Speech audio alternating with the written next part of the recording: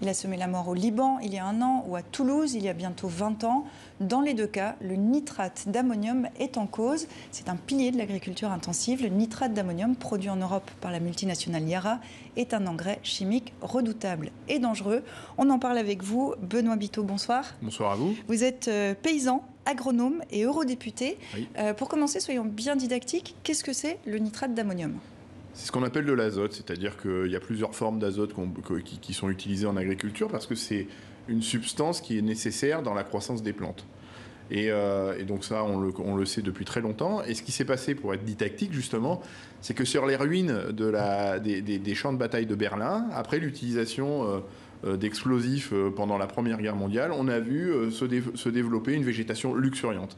Et c'était ce nitrate d'ammonium qu'on utilisait comme explosif pendant la Première Guerre mondiale, qui était en proportion importante sur le champ de bataille de Verdun, qui était à l'origine de cette végétation extrêmement luxuriante. Et donc, du coup, on a continué, sur la base de cette observation, à synthétiser du nitrate d'ammonium pour l'utiliser massivement en agriculture pour participer au développement des plantes qui ont besoin de cet azote pour se développer. Et c'est particulièrement massif en France, avec 1,5 million de tonnes utilisées chaque année dans l'agriculture. La France est le premier consommateur en Europe de l'Ouest. Comment ça s'explique ? Pourquoi ce goût ? Est-ce que la France a un lien particulier avec ce produit ? Oui, parce que la France a fait le choix de développer une agriculture extrêmement productive, tournée vers des logiques exportatrices, et donc plus on met de l'azote, c'est presque linéaire. À un moment donné, il y a un sommet quand même à cette croissance de productivité, mais globalement, il y a une réponse très forte des plantes cultivées à cette fertilisation azotée. Et donc, plus on met d'azote et plus on a une productivité élevée. Mais il y a aussi le pendant négatif, c'est-à-dire que utiliser beaucoup d'azote, c'est impacter négativement la biodiversité. On parle beaucoup d'effondrement de la biodiversité. C'est impacter la vie du sol, dont on a besoin pour lutter contre le changement climatique. Et on a besoin de ces terres agricoles pour qu'elles séquestrent des gaz à effet de serre et donc participer à l'atténuation du changement climatique. Et puis, il y a tout simplement aussi des dérivés azotés qui, quand on fait la fertilisation azotée, s'échappent dans l'atmosphère et c'est des très puissants gaz à effet de serre. Donc on voit bien que derrière cette logique productiviste, il y a aussi des dégâts collatéraux qui sont absolument redoutables, qui fait qu'il serait bien de réfléchir à des alternatives. Et on va reprendre ces 3 points l'un après l'autre. Si on reste sur le côté dangereux, dans 2 mois, on commémorera les 20 ans de la catastrophe d'AZF à Toulouse. C'est l'explosion de ces engrais agricoles qui avait causé la mort de 31 personnes et fait plus de 2000 blessés. Depuis le drame d'AZF, la législation européenne a été renforcée. Est-ce qu'elle l'a été suffisamment ? Elle permet effectivement de protéger un peu mieux les riverains. La difficulté, c'est que on ne déplace pas des sites importants de stockage comme ça du jour au lendemain. Et donc effectivement, c'est il y a 20 ans à Toulouse. Oui, c'est ça. Et c'est ça qui est dommage, c'est que sur plein de sujets, on voit bien que on a des expériences suffisamment éclairantes, si je peux m'exprimer comme ça, qui devraient nous permettre de dire on ne peut plus continuer comme ça. Et malgré tout, on a encore des sites de stockage qui sont beaucoup trop proches de riverains, qui sont exposés. Alors effectivement, il y a des classements Céveso renforcés, une surveillance supplémentaire, mais on n'est que dans des solutions curatives, des solutions qui visent à essayer de mieux protéger les riverains. Mais la meilleure protection des riverains, c'est d'abord d'éloigner significativement ces sites de zones habitées. Et puis c'est surtout d'imaginer autre chose que l'azote. Il y en a 108 au total, certains classés plus dangereux que d'autres. Mais est-ce qu'on peut craindre une autre catastrophe comme celle de Toulouse ou une catastrophe comme celle de Beyrouth en France ? Mais bien sûr, puisque c'est la conjonction d'événements qui peuvent être parfaitement plausible. La preuve, ça s'est passé à Toulouse. Et même si on essaie de limiter le risque qu'il y ait de mélange de substances, la statistique zéro n'existe jamais. Et donc, la meilleure solution, c'est, je le dis, éloigner significativement ces sites de stockage, mais surtout d'imaginer une agriculture qui s'affranchit de l'utilisation de ces nitrates d'ammonium. Et du coup, on n'aura plus besoin d'en stocker si on n'en utilise plus. Oui, parce que là, on parle de gros sites de stockage. Mais ce qu'il faut savoir aussi, c'est que quasiment tous les céréaliers entreposent ces engrais dans leur hangar, c'est-à-dire pas très loin de leurs habitations. À Toulouse, 300 tonnes avaient suffi pour provoquer l'explosion. Là, la limite, le seuil de vigilance est à 250 tonnes. Est-ce que vous plaidez pour qu'on baisse significativement ce seuil? Mais quand on voit la capacité d'explosion, la capacité de dégâts d'un stock finalement pas si important que ça sur les populations riveraines, effectivement, il faut qu'on baisse ces seuils de façon à limiter le risque au maximum. Mais encore une fois, comment ils sont surveillés ces petits stocks? Parce qu'on voit bien comment le sont les grands stocks, mais les petits, est-ce qu'il y a des personnes qui vont de ferme en ferme pour vérifier ça? Alors, chez les agriculteurs, non. Sauf si on a des agriculteurs qui sont sur des capacités de stockage qui justifient que leur équipement soit lui-même classé Céveso. Donc ça n'existe pas. Les contrôles chez les agriculteurs, ça n'existe pas. En revanche, et moi, ma fenêtre de chambre ouvre sur un équipement qui s'appelle un silo agricole où on stocke du nitrate d'ammonium et qui est classé Céveso. C'est-à-dire que moi, je vis à 200 mètres d'un site Céveso à cause du stockage du nitrate d'ammonium. Donc je vois bien de quoi il s'agit.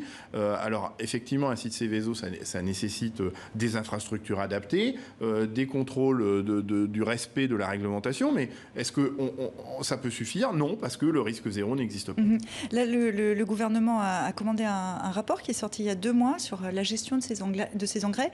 Il pointe que depuis AZF en 2001, les incidents sont nombreux. Environ une dizaine par an pendant le transport ou dans les fermes. Est-ce que vous diriez que les campagnes françaises sont remplies de petites bombes à retardement? Oui, plus ou moins importantes, mais oui, c'est pas exclu parce que, je vous dis, il suffit que deux produits se rencontrent pour que ça devienne explosif et pourquoi pas, oui. On les trouve sous forme de grands sacs blancs, étanches, avec l'intérieur de petites billes. Comment ça s'utilise? Ça s'utilise avec ce qu'on appelle un épandeur d'engrais, c'est-à-dire que ces grands big bags qui contiennent entre 500 kg et 1 tonne de nitrate d'ammonium sont levés avec une fourche au-dessus d'un épandeur et qui ensuite l'épandent dans le champ. Et donc, il faut des conditions d'hygrométrie favorables pour que ces petites billes dont vous parliez arrivent à se dissoudre au contact du sol. Et ensuite, elles migrent dans le sol. Et c'est aussi, on a parlé des dégâts collatéraux, c'est l'utilisation de ces engrais-là qui provoque notamment des pollutions de l'eau au nitrate. On parle du même produit qu'on retrouve aussi dans les problématiques des pollutions au nitrate, dans l'eau potable, mais aussi sur les côtes bretonnes. Alors, sur les côtes bretonnes, il y a aussi les effluents d'élevage. Faut pas tout faire porter non plus au nitrate d'ammonium. Il y a beaucoup d'industries agricoles aussi en Bretagne, voilà, il faut savoir. Mais c'est la même molécule au bout du bout. C'est-à-dire que celle qu'on retrouve dans l'eau, c'est ce fameux nitrate qui soit d'origine d'élevage animal ou de nitrate d'ammonium. Au bout du bout, on a du nitrate qu'on retrouve dans l'eau et qui peuvent donc polluer l'eau potable, bien sûr, mais qui peut aussi être à l'origine d'algues de marée verte sur les côtes bretonnes. Pourquoi n'est-il pas interdit ? Il n'est pas interdit parce que on a ce lobby de l'agriculture productiviste qui, sur fond de vouloir nourrir la planète, j'entends ça très souvent, mais il faut qu'on nourrisse la planète, donc qui se sont installés dans les logiques extrêmement productivistes, ne veulent pas réfléchir à des alternatives, et les alternatives existent. Mais eux disent, pardonnez-moi, que sans ces produits, la planète mourrait de faim. Est-ce que c'est vrai ? Mais c'est absolument faux. C'est-à-dire qu'aujourd'hui, on a, c'est ce qu'on appelle des logiques bio-inspirées qu'on classe dans l'agroécologie. C'est-à-dire que si on travaille sur la restauration de la fertilité du sol, en entretenant le taux de matière organique du sol, qui va ensuite produire de l'humus dans le sol, on allume véritablement un cercle vertueux où on augmente la réserve utile du sol. Il paraît que sur fond de changement climatique, il va falloir qu'on travaille sur la faculté du sol à stocker de l'eau pour que les plantes puissent trouver l'eau nécessaire pour pousser. Mais dans cet humus-là, on a une phase dans l'évolution de l'humus qu'on stocke dans le sol qui s'appelle la minéralisation et qui fournit l'azote dont a besoin la plante. Donc ça, c'est une première solution. Et puis on a la magie de la nature, c'est-à-dire qu'on a des plantes qu'on appelle des légumineuses qui, dans une symbiose avec une bactérie qui se fixe sur les systèmes racinaires des plantes, fixe l'azote atmosphérique. Et cet azote-là, l'air qu'on respire en ce moment est composé de 78% d'azote. Et cet azote-là est parfaitement gratuit et parfaitement inépuisable. Vous, dans votre ferme, parce que je précise que vous décrivez comme un fermier, pas comme un exploitant agricole ou pas comme un agriculteur, et vous y tenez. Comment vous faites, soyons concrets, par quoi vous avez remplacé les engrais, les pesticides ? Ben justement, par ces pratiques agroécologiques. Et donc, entre autres... Ça veut dire pas de produits du tout ? Pas de produits du tout. C'est-à-dire que moi, je travaille sur la fertilité du sol. Pour moi, le sol est un partenaire incontournable de la réussite en agriculture. Et travailler sur la fertilité du sol, le premier outil sur lequel il faut qu'on travaille pour restaurer la fertilité du sol, c'est ce taux de matière organique qui va produire de l'humus.